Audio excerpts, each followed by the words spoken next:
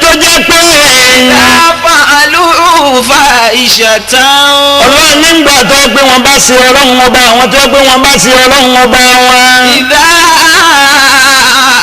fa'alu fahishatan. àwọn tó jẹ́ pé nígbà tí wọ́n bá kọlu òfin ọlọ́run tí wọ́n bá ṣe ń tọ́lọ̀ náà gbọ́dọ̀ ṣe. zakarullah. àwọn tá a wí wọ̀nyí wọ́n ṣàbòsí fúnrí ara wọn àbí wọ́n ṣàbòsí fún ọmọnìkejì wọn. fa'alu fahishatan. zalamu anfusahum zakarullah. àwọn wo la lè pè lẹ́yìn àwọn ẹni tó jẹ́ pé àwọn tá a wí wọ̀nyí bí a bá lùgbà ọlọ́run tí a bá ṣe ń tí ọ̀dà nù tọ́lọ́ ńlá gbọ́dọ̀ ṣe. zakarullah. àbí wọ́n ṣàbòsí fọ́mọnìkejì wọn wọ́n bu ẹnìkan sí wọ́n ṣàìdá pẹ̀lú èèyàn kan wọ́n wá rántí ọlọ́run. zakarullah. wọ́n wá ti bẹ̀rẹ̀ tí ọlọ́run pé táwọn máa ṣe yí ọ̀dà ọlọ́run lára àwọn èèyàn táwọn wà nù èèyàn lélẹ́yìn. idha fa'alu fahishatan aw zalamu zakarullah. àwọn tó jẹ́ pé àwọn tá a lè pè ní èèyàn àwọn tó lóun fúnra ara rẹ̀ mà léèyàn àwọn tó lóun fúnra ara rẹ̀ ṣàlẹ́sà pé èèyàn ni wọ́n làwọn tó pé ńgbà bá ṣàìdá ẹ jẹ́ ká fi kinní kan wò ó.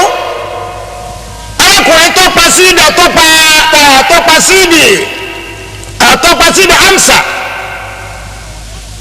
nígbà ó dójú ojú ogun ló ti pa ó ń bẹ lójú ogun òun ló pa gbogbo àwọn èèyàn sì mà ọ̀kan nú àwọn kèfèrí ni arákùnrin náà ó wá gbọ́ pé aṣáájú ẹ̀dá Muhammad sallallahu alayhi wa sallam ó gbọ́ pé ànábì ń bínú pé inú ti bí ànábì jù ànábì fẹ́ máa ṣépè ọlọ́run wá ní wà ànábì wọ́n ṣépè ẹni ó pa Hamza èmi ni mo dá Hamza tí a pa èmi ni mo dá idà tó fi pa Hamza pàápàá èmi ọlọ́run ni mo ní idà náà kẹ́yìn wàá kọ́ ọ tó fi máa bínú tó báyìí arákùnrin náà wá sọ́dọ̀ aṣáájú ẹ̀dá Muhammad sallallahu alayhi wa sallam ọwọ́ abẹ́ ànábì wà ànábì ọ̀rọ̀ ogun ni mo sì mọ̀ pé Hamza ló lórí ogun òun náà ni mo fi dojú ogun kọ́ ọlọ́run sì kádàrá pé ọ̀dọ̀ mi ni ẹ̀mí rẹ̀ ó ti bọ́ ni ya lórí idà tèmi ní ọ̀bọ̀ sálì kìyàmà ni. alladhina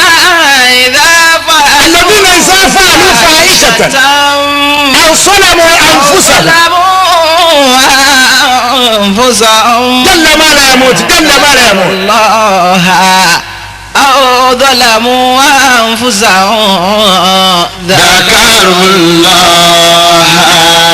arákùnrin wa lọ bá aṣáájú ẹ̀dá Muhammad pé wọ́n anábì dákun forí jì mí lórí pé n ò gbọdọ̀ rí ìbínú wa aṣáájú ẹ̀dá Muhammad nítorí bí Hamza ti ṣe wá kú yìí tọ́jọ́ pé kádàrá pé idà tèmi ní ọ̀pá mo fi ara mi sílẹ̀ fọlọ́n látòní lọ mo gba ti wa aṣáájú ẹ̀dá Muhammad mo gba ti Islam pẹ̀lú gbogbo ẹbí mi bákẹ́rù náà àwọn èèyàn nìyẹn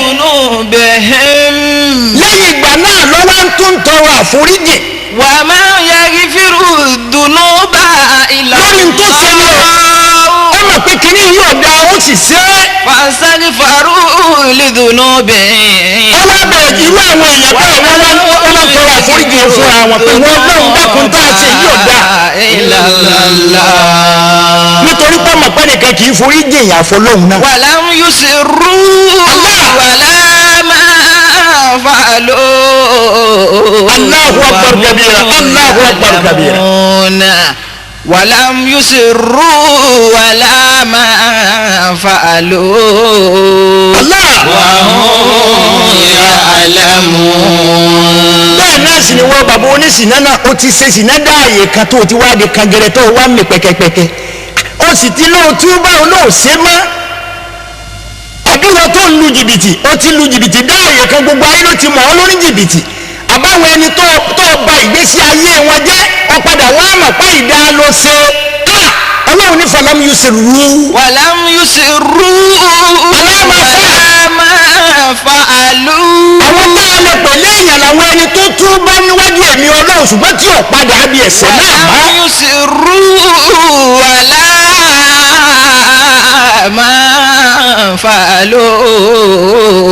Allah wa hum ya'lamun. ọlọ́run ní nítorí nítorí pé máa ń tóun ṣe láì dáa irú ẹni bẹ́ẹ̀ èèyàn ni. أولئك جزاهم مغفرة jalla maramut. من ربهم. ara ń tá a ní òsì láyé nu ọ̀dọ̀ ọlọ́run nìkan ló wà ọlọ́run nínú àwọn ẹni bẹ́ẹ̀ Allah. أولئك جزاهم مغفرة jalla من maramut. ربهم.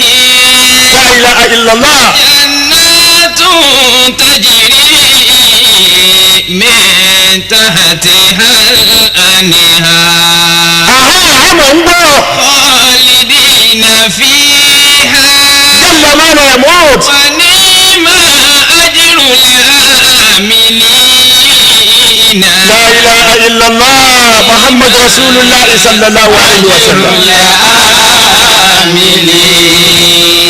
ọlọ́run nínú àwọn ẹni tó jẹ́ pé أولئك جزاهم مغفرة من àwọn tá a pè ní èèyàn yìí ọlọ́run lẹ́sàn tá a san wọ́n lọ́dọ̀ èmi ọlọ́run ọba mi ẹ̀san tí wọ́n kó fúnrú wọn àwọn tó ronú pìwàdà àwọn tó padà ń bí ẹ̀ṣẹ̀ tí wọn ò padà á bẹ̀ mọ́ wọ́n padà ń bí ẹ̀ṣẹ̀ wọn ò sì padà sí díẹ̀ mọ́ wọ́n yẹn sẹ́ni tó pọ̀ ń túbá lónìí ó tún dọ̀la ó tún lọ bí ẹ̀ṣẹ̀ náà ó túbá tán bẹ́ẹ̀ ni Masha Allah ọlọ́run nínú àwọn ẹni bẹ́ẹ̀ sáré lọ́dọ̀ èmi ọlọ́run. تجري من تحتها الأنهار. àwọn ẹni bẹ́ẹ̀ àlìjẹ́nà tí akérèmọdé ń sàn nísàlẹ̀sàlẹ̀ rẹ̀ ni wọ́n fi wọ́n sí. وجنات تجري من تحتها الأنهار. àwọn tá a wá wíwọ̀ yẹn khalidina fihan. خالدين ọgbẹ́ni ẹ̀sẹ̀ فيها. ọlọ́ni wọn á máa gbẹ́bẹ̀ ibẹ̀ ni wọ́n á máa gbé. خالدين wọn ò ní فيها. rí àpadà sí ibú ń bẹ̀ wọn ò ní pẹ́ díẹ̀ nínú náà wọ́n tún lọ àlìjẹ́nà àti wọn pẹ́ àlìjẹ́nà díẹ̀ wọ́n tún á lọ ọdún náà ọlọ́run àlìjẹ́nà tí mo fi wọ́n sí náà ni wọ́n máa gbé. ونعم أجر العاملين. Allah ونعم أجر العاملين. àwọn tá a wú ẹ̀ mọ̀ sórí ire o lórí pé wọ́n rí àṣeyọrí ire ṣe iṣẹ́ wọn yọrí bí ó dáa bá a bá wá wo àwọn tá a pè léèyàn yìí ẹ jẹ́ àwò pèlè ọ̀rọ̀.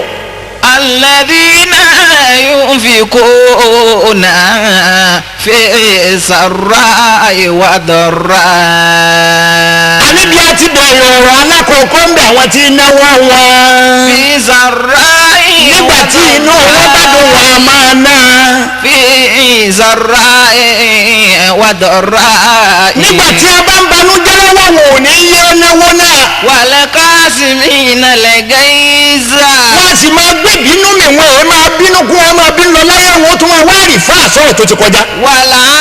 والعافين عن الناس. والعافين عن الناس. والعافين عن الناس. ọlọ́run láwọn tí ń sàmójúkú ǹjẹ́ lámójúkú wà wà láyé mọ́ ààrẹ ni kí ó sàmójúkú náà la fi láà wá àyàn ààrẹ èèyàn mọ́. aṣáájú ẹ̀dá Muhammad sallallahu alayhi wa sallam nígbà tí a lọ sógun anabi dìde láàyè ibi tó wà ọbọ sẹ́yìn pé kó òun lọ tọ̀ ọ̀kan nú àwọn kèfèrí ara pé èèyàn gbogbo èèyàn tá à ń wá láyé kò tí ì sẹ́ni tí wàá rí ọ́ dàbí tànà Muhammad sallallahu alayhi wa sallam anabi rọ abọ́ sẹ́yìn díẹ̀ pé òun lọ rèé tọ̀ déédéé bí ó lóhun náà ni kèfèrí kan lọ rèé ka mọ́ ó sì gbé idà sókè ṣùgbọ́n bó ṣe gbé idà náà sókè la ilaha illallah muhammad rasulullah sallallahu alayhi wa sallam ọwọ́ tó gbé òkè tí ó máa bá bọ̀ sọ́dọ̀ anabi idà bọ́ọ̀lẹ̀ idà wá bọ́ọ̀lẹ̀ kó tó di pé idà bọ́ọ̀lẹ̀ lọ́wọ́ ẹ̀ idà tó kọ́ gbé sókè ọ̀hún àhàlẹ̀ máa ṣáájú ẹ̀dá muhammad pé ìwọ anabi ó bọ́ sí mi lọ́wọ́ nísìn ó ti kó sí mi lọ́wọ́ náà kó sí mi lọ́wọ́ yìí ta ni ó gbà ọ́ lẹ̀ ta lẹni ó lè sèfù gbèsè ayé rẹ níbi tó wà yìí anabi ni Allah la ilaha illallah muhammad rasulullah sallallahu alayhi wa sallam. والعافين عن الناس. ọlọ́run láwọn àtàlẹ́ pẹ̀lú ẹ̀yàn làwọn tí ń sàmójúkú òfẹ́ dẹ ẹgbẹ́ wọn. والعافين عن الناس. àwọn tí ń forí jìn ẹ̀dẹ̀ ẹgbẹ́ wọn. والعافين عن الناس. aṣáájú ọ̀dọ́ Muhammad sallallahu alayhi wa sallam gbólóhùn Allah tó wí ẹpẹ́ tí ó gbà mí lẹ̀ ojú Allah òun náà ni ọlọ́run ọba mi ni ó gbà mí lẹ̀ aláwù yẹn ó wá la kèfèrí láyà gàrà pé òtútù aláwù tó gbọ́ yẹn ó wá mú ìdá bọ́ọ̀lẹ̀ ìdá wá bọ́ọ̀lẹ̀ ànábì wá padà mú ìdá náà ànábì wá ní òní mo bọ́ sí ọ lọ́wọ́ ọlọ́run ọba mi tí mo pè sí gbà mí lẹ̀ lọ́wọ́ rẹ̀ ebi ìdàtọ̀ gbẹ́kẹ̀lé náà ní ìdàtọ̀ gbẹ́kẹ̀lé nìyí tàwa ni ó gbà wọ́n lẹ̀ ní ìsìn ó wá ní wasaaju ẹ̀dá Muhammad sallallahu alayhi wa sallam ó ní wà nábì àánú rẹ̀ pọ̀ kọjá abáhùn ọwọ́ rẹ̀ tẹ̀dà kò sí ẹni tí ó gbà mí lẹ̀ ọlọ́run ọba rẹ̀ tó gbà wọ́n lẹ̀ náà ni ó gbèmí náà lẹ̀ la ilaha illallah Muhammad rasulullah sallallahu alayhi wa sallam.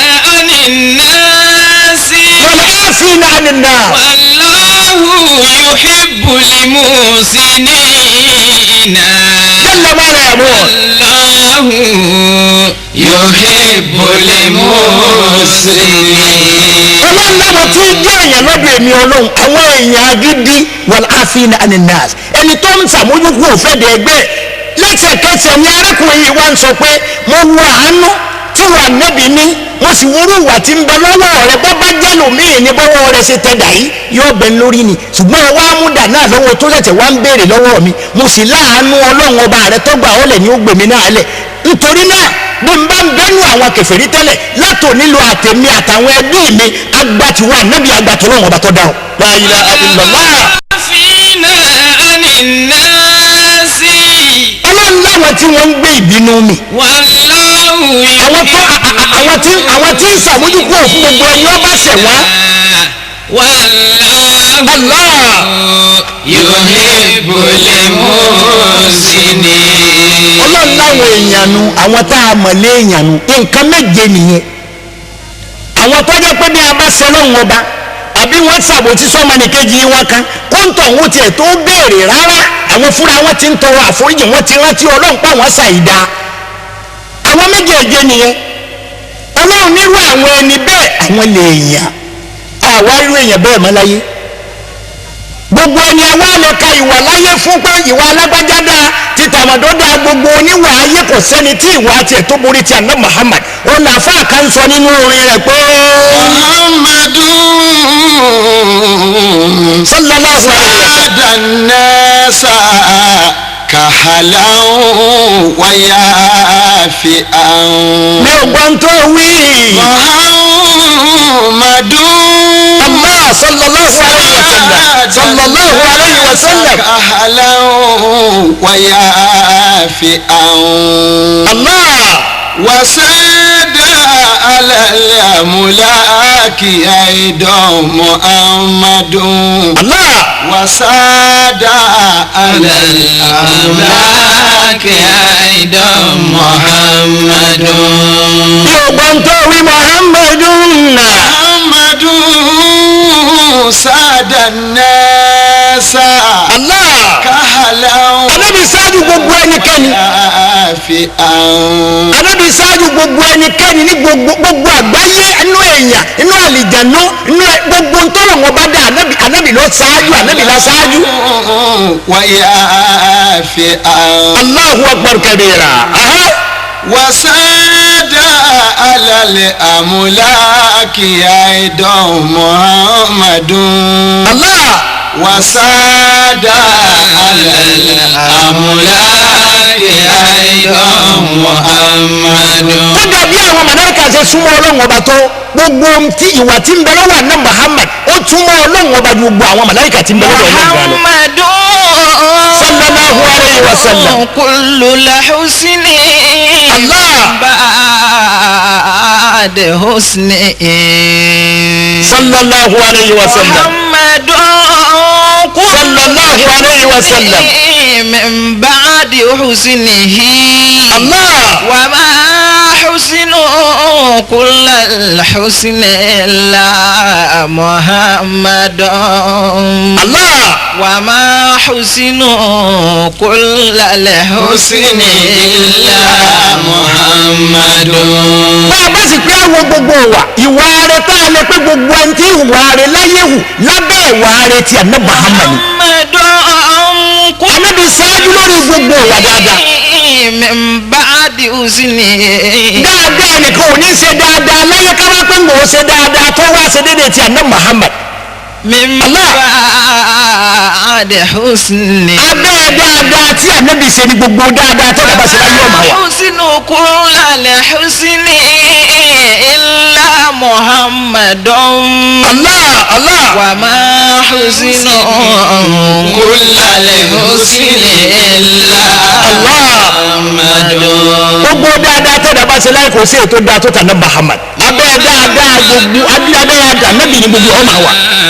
ahala shamailahu wa ma. mi ò gbọ́n tó wí o. Muhammadun sallallahu alayhi wa sallam. ahala shamailahu wa ma. Allahu akbar kabir. Allah. aladhu hadithan raha fi Muhammadun. aladhu hadithan raha fi Muhammadun. bámi wí jẹ́ kí n gbọ́. Muhammadun sallallahu alayhi wa sallam. ma ahala Allah. ma ilahu wa ma. ya salam ya salam. aladhu hadithan Allah. ra'a fi Muhammadun. Allah. Allah. aladhu hadithan ra'a fi Muhammadun. gbogbo títóbi ta sáájú ẹ̀dá Muhammad kò sẹ́ni tó lè rí bẹ́ẹ̀. shamailahu wa ma. Allah. Allah. Allah. Allah. alathu hadithan Allah. ra'a fi Muhammadun. alathu hadithan ra'a fi Muhammadun. bá a bá wá wọ gbogbo ntọ́ àlọ́ tí gbogbo ntí à ń sọ pé aṣáájú ẹ̀dá Muhammad ní tó fi ń jẹ́ èèyàn ẹni àkọ́kọ́ pèlè èèyàn láyé òun náà ni anabi wa Muhammad ẹni àpèlè èèyàn nu náà ló fi jẹ́ pé ìwà ní sọ̀yàn á dé èèyàn ìwà la fi lè wá èèyàn àwọn bàbá wa oníwákà níjọ́ wọn máa sọ wọn ní bọ́ ọba kéwúkéwú tó wọn ẹ̀ẹ́dùn bí oyin tó sì ní ìfàsà àtàwọn kù bọ́ọ̀bá ti mú wa mẹ́sìn kí lókè ìwà làǹbùkátà lọ́dọ̀ rẹ̀. ìwà làǹbùkátà ìwà làǹbùkátà lọ́dọ̀ rẹ̀. ìwà làǹbùkátà.